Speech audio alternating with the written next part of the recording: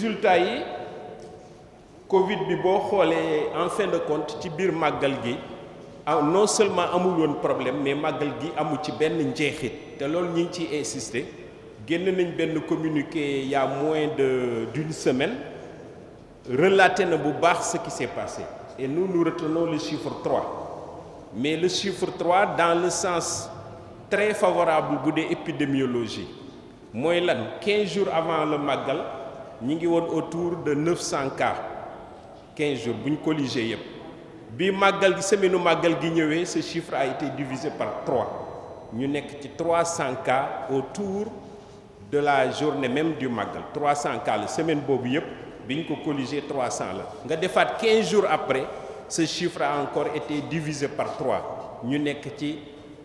100 cas pendant 15 jours après le màggal kooku moom boo ko analyser sur le plan épidémiologique doy na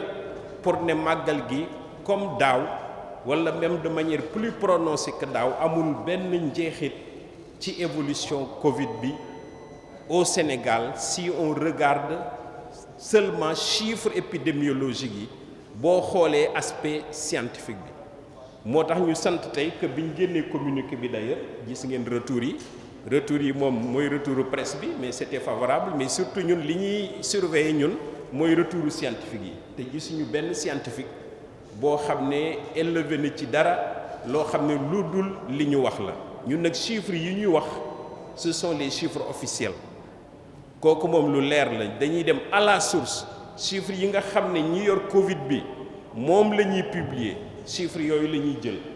étudier ko analyser ko sommer ko génne ko te kenn du ci laal dara donc màggal gi amul impact boo xam ne dafa feeñ ci Covid bi lawalu ko li ñu mënoon xaar nag mooy mu lawal ko c'était légitime ñu xalaat ne da koo war a lawal mais lawalu ko fenn ci Sénégal may insister ni chiffres yooyu aussi ce sont les chiffres au niveau national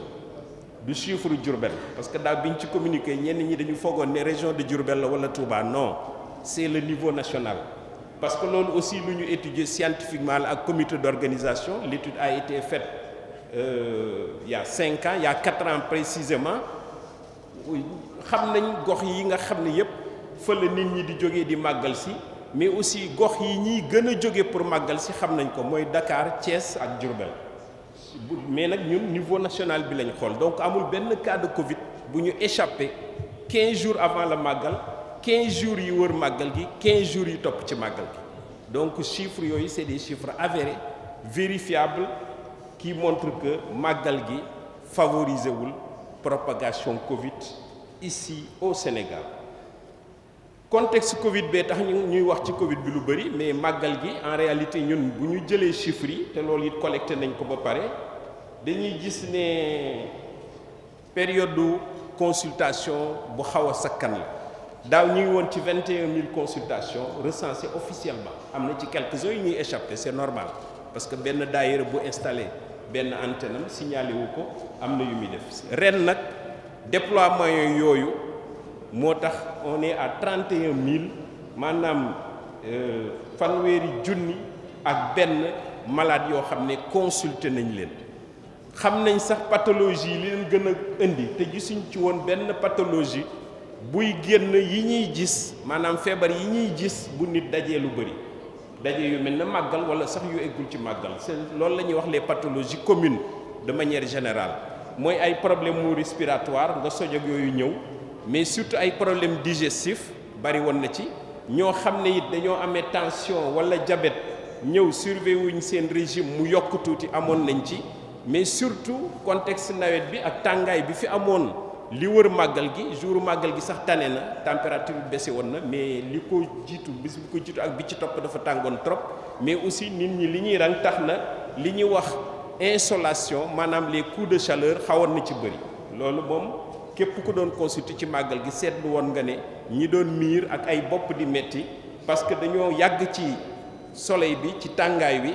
ñooñu ñëw ci ëppoon donc Covid ëpp ci woon du tout yi ci ëpp mooy yi nga xam ne dañ koy gis bu nit ñi dajee ci période du tàngaay am na aussi effort yu ñu seetlu mooy yi nga xam ne mooy les problèmes alimentaires maanaam ñam woo xam ne sellul na mu war a selle wala denc ba demewul noonu wala mu jóge ci mala boo xam ne it vétérinaire yi gëstuwuñ ko wàññeeku na loolu aussi benn résultat la bu intéressant loolu nag mën na am communication bi am autour du màggal joué na ci li nga xam ne agent communautaire yi dañu wàccoon dugg ci kër yi di waxtaan joué na ci mais aussi la part du ministère de l'élevage ak ministère de la santé service d'hygiène li ñu inspecté beaucoup d'animaux def nañ li ñu mën yépp ba xool li ñuy rey est-ce que am na feebar wala def nañ ci liñ mën loolu aussi je crois que résultat bi tax ces pathologies digestives là ay feebaru boo xam ne ci ñam lay jóge wala feebaru biir bariwu ci woon voilà donc en résumé li nga xam ne mooy résultat yi di ci sant yàlla rek léegi nag ñun li ñu seetlu woon aussi mooy en réalité Covid bi commencé woon na baisser avant le màggal moo tax on était serein te ci suñu plan d'action dañu inscrire woon daaw ñaan yi ren nag sëñ bi jiituñu ci ñaan yooyu te ñun li ñu seetlu bien avant le màggal décrire ko ci suñu document yi mooy le 11 août la ñu defoon ñaan yi wàcc kaamil journée du xasida le 15 août le chiffre Covid yi commencé di wàññeeku progressivement ba gis ngeen chiffres yi tey